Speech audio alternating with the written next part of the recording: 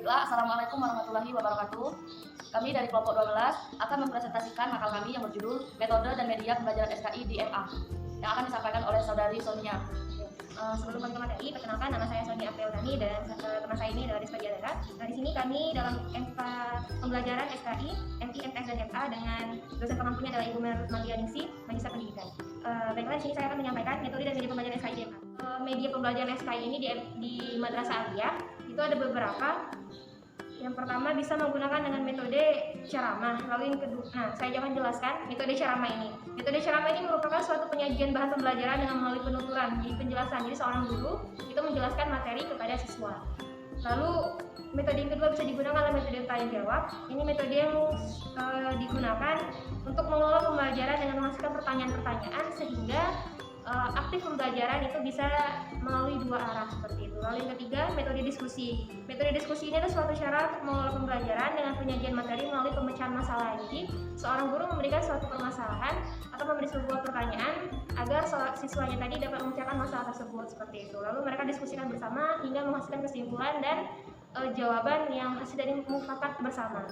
Lalu yang keempat, metode demonstrasi. Ini adalah suatu pengelolaan pembelajaran dengan memperagakan atau mempertunjukkan kepada siswa suatu proses, situasi, benda, serta apa-apa saja terkait dengan yang sedang dipelajari tersebut. Nah, metode ini biasanya digunakan bisa menggunakan model. Misalkan orang-orang siswa tadi mereka ditunjuk untuk memperagakan suatu kisah. Ini bisa juga dalam pembelajaran SKI agar siswa itu terlibat aktif serta mereka memahami konteks dari apa yang sedang mereka pelajari tersebut. Lalu yang kelima, metode timeline atau garis waktu. Nah, metode ini tergolong tepat untuk pembelajaran sejarah karena di dalamnya termuat kronologi terjadinya peristiwa. Dengan metode ini juga peserta didik bisa melihat urutan kejadian dan akhirnya juga bisa menyimpulkan hukum-hukum seperti sebab akibat dan bahkan bisa meramalkan apa yang terjadi dengan bantuan penguasaan timeline beserta rentetan peristiwanya. Nah, timeline ini sendiri dipakai untuk melihat perjalanan dan perkembangan suatu kebudayaan. Oleh karena itu, dia bisa dibuat panjang atau hanya sekadar periode tertentu.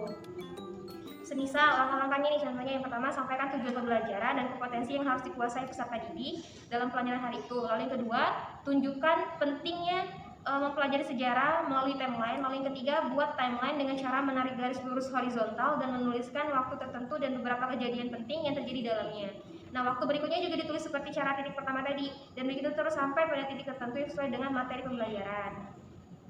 Lalu yang keempat, jelaskan peristiwa-peristiwa penting yang terjadi pada tahun tertentu, menjelaskan hubungannya dari tahun ke tahun, adakah tanya jawab mengenai peristiwa-peristiwa dan hubungannya satu dengan yang lain. Lalu yang keenam, buat kesimpulan. Lalu yang ketujuh, minta peserta didik membuat timeline berhubungan dengan mereka. Jadi direlasikan dengan peristiwa sejarah itu dengan kehidupan yang dialami dengan siswa tersebut, dengan lingkungan sekitarnya. Adakah relasinya atau hubungan dengan kejadian yang pada masa sekarang seperti itu. Itu tadi metode timeline. Ini bisa digunakan untuk pembelajaran dan media pembelajaran di MA sebab anak-anak itu sudah secara pemikiran atau nalarnya mereka sudah mencapai titik tersebut.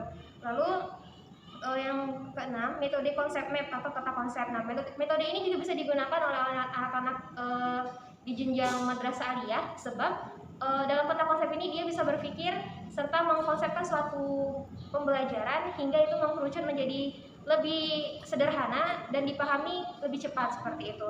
Lalu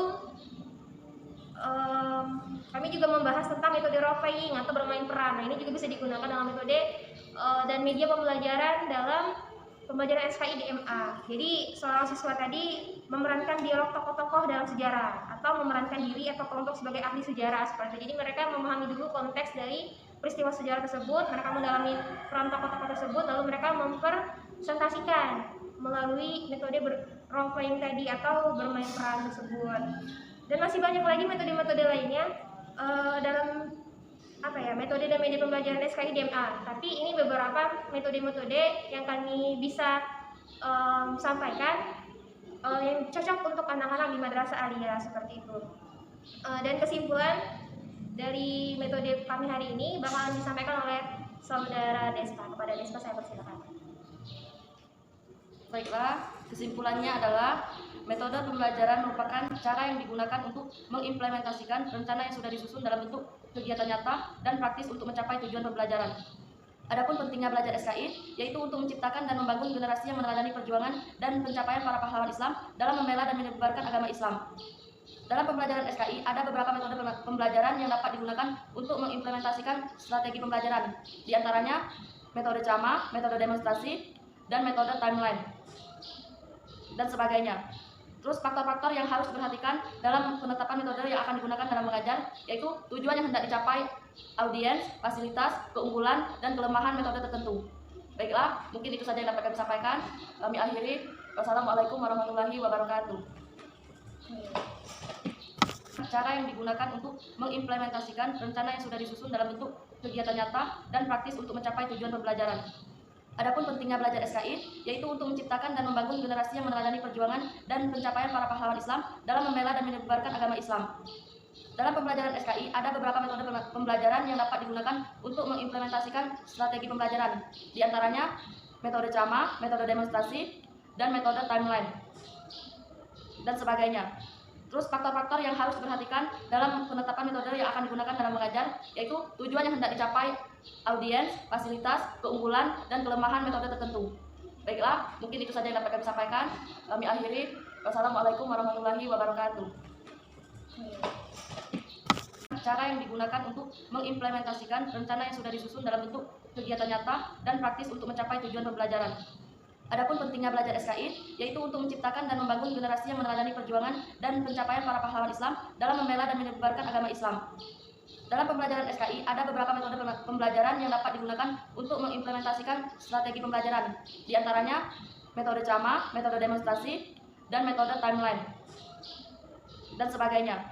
Terus faktor-faktor yang harus diperhatikan dalam penetapan metode yang akan digunakan dalam mengajar, yaitu tujuan yang hendak dicapai, audiens, fasilitas, keunggulan, dan kelemahan metode tertentu. Baiklah, mungkin itu saja yang dapat kami sampaikan. Kami akhiri. Wassalamualaikum warahmatullahi wabarakatuh.